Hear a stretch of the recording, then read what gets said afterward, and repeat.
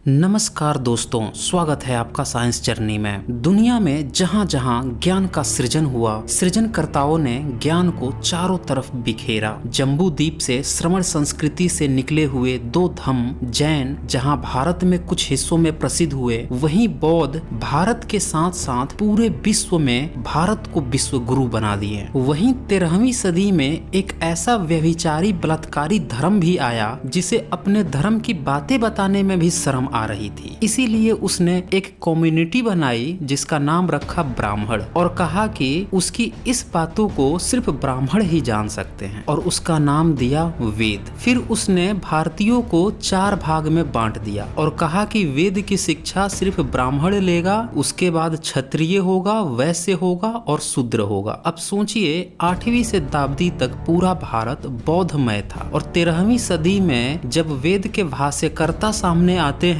तब अचानक से पूरे भारतीयों को 4 भाग में बांट दिया जाता है। तो यहाँ पे ब्राह्मणों के अलावा जो क्षत्रिय, वैश्य और शूद्र थे, ये 8वीं सदी से पहले, 10वीं सदी से पहले कौन सा धर्म का पालन करते थे। ऊपर से वेद की शिक्षा क्षत्रियों को भी नहीं देनी और न ही वैश्य को देनी है, न ही शूद्र को देनी है, क्योंकि क्षत्रिय को तो शस्त्र की शिक्षा देनी है, वैश्य को व्यापार की शिक्षा देनी है और शूद्र को तो कोई शिक्षा ही नहीं देनी। अब यहाँ पे सबसे बड़ा सवाल यह खड़ा होता है कि ब्राह्मण ने न कभी शस्त्र चलाया था, न शस्त्र बनाया था, तो शिक्षा क्या खाक देता था। उसी तरह से ब्राह्मण न तो कभी व्यापार किया था, न ही उसे व्यापार का प्रैक्टिकल अनुभव था, तो वह क्या खाक शिक्षा देता था। कुल मिला के यह सिर्फ गपोड़बाजी थी, घपलेबाजी थी, षड्यंत्र था कि ब्राह्मण कभी गुरु रहा था। यह पूरी टोटली और फर्जी बकवास थी। दरअसल कहानी यह थी कि जिसे यह वेद बताकर, ज्ञान बताकर प्रचारित कर रहा था और सिर्फ ब्राह्मण कम्युनिटी में रख रहा था, उसमें कोई भी ज्ञान नहीं था। उसमें सिर्फ और सिर्फ व्यभिचार था, बलात्कार था, अपनी ही पुत्री का बलात्कार था, पशुओं से सेक्स था, घोड़ों से सेक्स था। इतनी वाहियात और घटिया संस्कृति थी कि इन्हें शर्म आती थी कि अगर यह बातें खुल गई तो जिस सम्यक संस्कृति को इसने अभी तुरंत खत्म किया है, बौद्धों को, जैनों को बड़ी मुश्किल से उनके अनुयायी वापस फिर से अपनी संस्कृति में लौट जाएंगे। इसीलिए उनको शूद्र कह दिया, उनको वैश्य कह दिया, उनको क्षत्रिय कह के किसी तरह वेद को ब्राह्मणों तक ही सीमित रखा। और इसके लिए उसने एक ऐसी भाषा का प्रयोग किया जो कि भारत की जनमानस की भाषा ही नहीं थी, ताकि लोग उसे समझ ही न पाए। अब उसे आता जाता तो कुछ था नहीं जो कुछ ज्ञान की बातें लिखता। आइए मैं आपको दिखा देता हूँ कि वेदों में कितनी घटिया वाहियात बातें लिखी हैं। यहाँ पे मैं आपको क्लियर कर दूं कि मैं 3 तरह के ऋग्वेद भाष्य यहाँ पे इस्तेमाल करूंगा ताकि किसी को संदेह न रहे कि सिर्फ एक भाष्य को दिखाया गया है। इसमें से एक भाष्य डॉक्टर सुरेंद्र कुमार शर्मा अज्ञात की पुस्तक क्या बालू की भीत पे खड़ा है हिंदू धर्म से लिया है मैंने, और सुरेंद्र कुमार शर्मा अज्ञात संस्कृत के प्रकांड विद्वान हैं। दूसरा मैंने वेदांत तीर्थ की भाष्य लिया है, उनकी किताबें मार्केट में सर्वाधिक उपलब्ध है इसलिए। और तीसरा जरूरत पड़ने पर स्वामी दयानंद सरस्वती का ऋग्वेद भाष्य भी मैंने लिया है। ऋग्वेद मंडल 10 85 सूक्त 45 मंत्र में लिखा है, हे इंद्र, इस सौभाग्यशाली स्त्री को तू संततिवान बनाए तथा पति के साथ इस स्त्री को 11 परिवारी सदस्यों से युक्त करे और इसे 10 पुत्रों की माता बनाए। अब ये भाष्य था वेदांत तीर्थ का। इसमें यह बता रहे हैं कि एक स्त्री को 11 परिवारी सदस्य बना दे और उसको 10 पुत्र की माता बना दे। बताइए कि स्त्री को 10 पुत्र होना बिल्कुल अनिवार्य कर दिया इनने। यही है वेद का विज्ञान। और दूसरा कि स्त्री का 11 परिवार कैसे हो सकता है, उसके पति का परिवार होगा, पहले से होगा, 11 ही क्यों होगा। अगर आप कंफ्यूज हैं तो इसी मंत्र का आर्य समाज के संस्थापक नियोगानंद उर्फ दयानंद सरस्वती उर्फ मुल्ला शंकर तिवारी का भाष्य देख लीजिए। वो इसी मंत्र का भाष्य में लिखते हैं, ईश्वर मनुष्यों को आज्ञा देता है कि हे इंद्र, पत्ते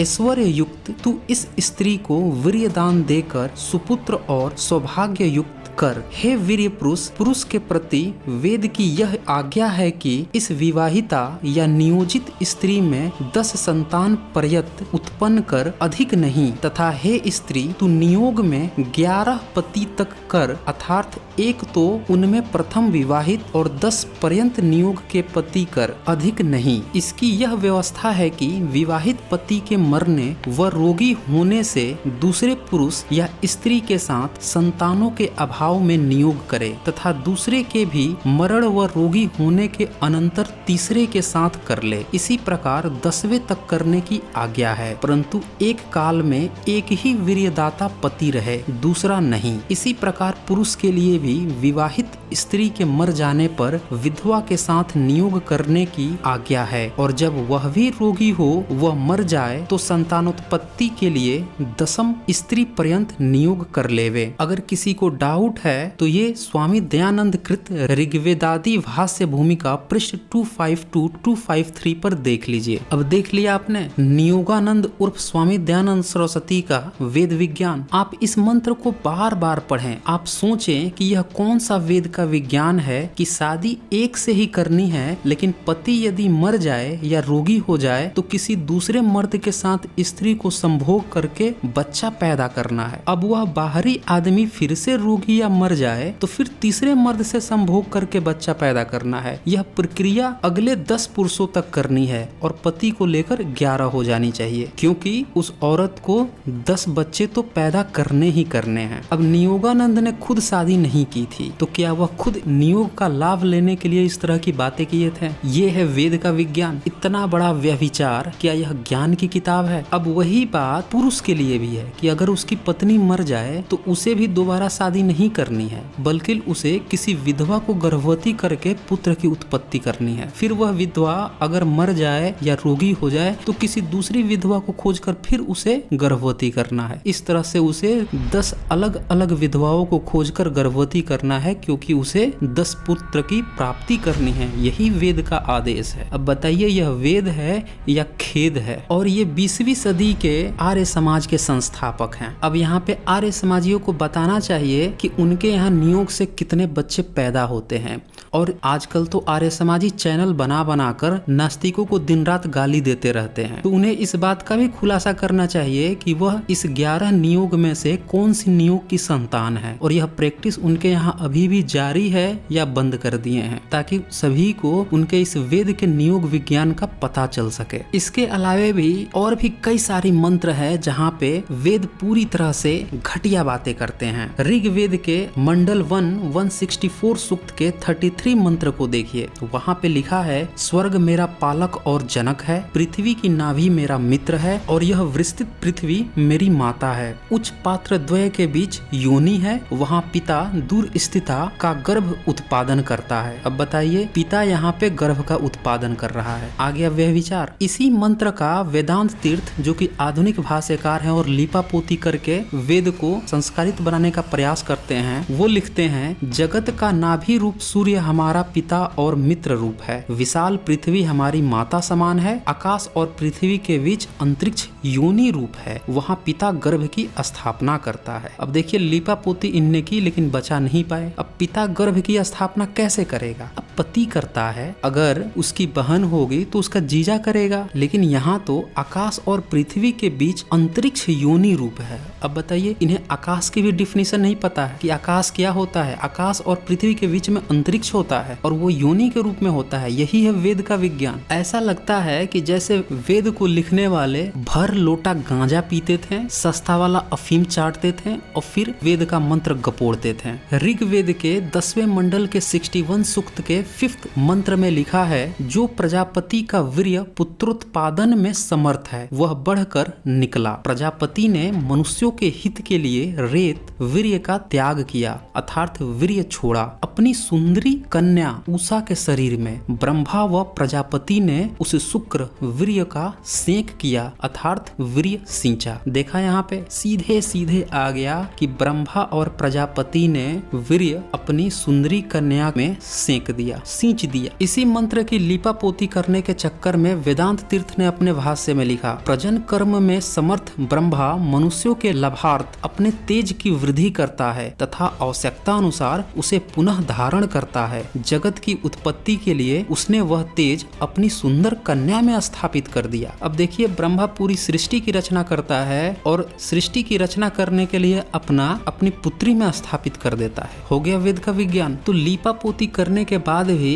इनका जो बलात्कारी स्वरूप है वेद का, वो सामने आ ही जा रहा है। अब अगला मंत्र का भाष्य भी वेदांत तीर्थ का ही आप सुन लीजिए। प्रजापति ने प्रजा की उत्पत्ति के निमित्त जिस समय युवती कन्या उषा में तेज को स्थापित किया, उस समय दोनों के मध्य शक्ति का अवस्थान श्रेष्ठ और उपयुक्त स्थान में हुआ। तब कल्याण के प्रतीक की उत्पत्ति हुई। देखा आपने, प्रजापति ने प्रजा की उत्पत्ति के लिए अपनी युवती कन्या में ही तेज को स्थापित कर दिया। यहाँ पे अगर आपको समझने की दिक्कत हो रही है तो इसी का वास्तविक भाष्य जो डॉक्टर सुरेंद्र कुमार शर्मा जी ने लिखा है उसको भी मैं सुना देता हूँ। जिस समय पिता युवती कन्या उषा के ऊपर पूर्वोक्त रूप से रतिकामी कामुक हुए और दोनों का संगमन सहवास हुआ, उस समय दोनों के परस्पर संगमन से संभोग करने से अल्प शुक्र का सेक हुआ। सुकर्म के आधार स्वरूप एक उन्नत स्थान में उस शुक्र का सेक हुआ। देखा आपने,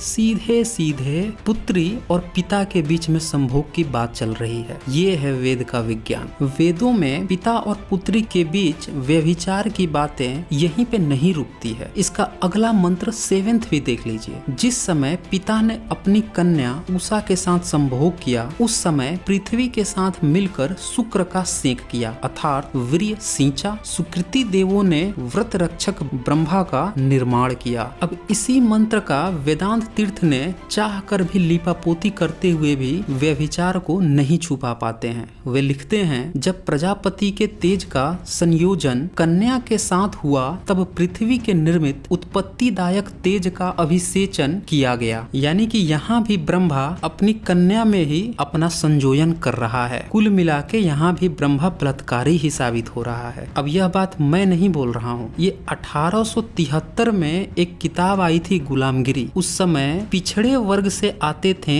ज्योतिबा फूले जी। उन्होंने अपनी किताब में लिखा है, उसका किंडल वर्जन का पेज मैं आपको दिखा देता हूँ। अब यदि उसे रंडीबाज कहा जाए, ये ब्रह्मा के बारे में बात हो रही है, तो उसने सरस्वती नाम की अपनी कन्या से ही संभोग व्यभिचार किया था, इसीलिए उसका उपनाम बेटी चोद हो गया है। अब यहाँ पे इनने थोड़ा सा एबनॉर्मल शब्द यूज किया है, लेकिन जब आप पूरी किताब पढ़ेंगे तो आप पाएंगे कि किस कदर वो ब्राह्मणवाद की टेटवा पकड़ रखे थे 19वीं सदी में ही। और आज के समय में कुछ ओबीसी ब्राह्मणवाद के चंगुल में फंसकर उनके तलवे चाट रहे हैं। सभी ओबीसी बंधुओं को चाहिए कि अपने पूर्वज ज्योतिबा फूले जी की किताब गुलामगिरी एक बार जरूर पढ़ें, आपकी दिमाग की नसें हिल जाएंगी। अगले वीडियो में मैं वेदों में किस कदर तथा कथित वैदिक ऋषि स्त्रियों को घोड़े के साथ सेक्स करवाते थे और स्त्रियों के बारे में उनकी कितनी घटिया राय थी, उसकी डिटेल लेकर आऊंगा। तो दोस्तों, इस वीडियो को ज्यादा से ज्यादा शेयर कीजिए ताकि सभी भारतवासियों को पता चल सके कि वेद में न कोई ज्ञान है न कोई विज्ञान है। आप नीचे बाल्टी छोड़िए,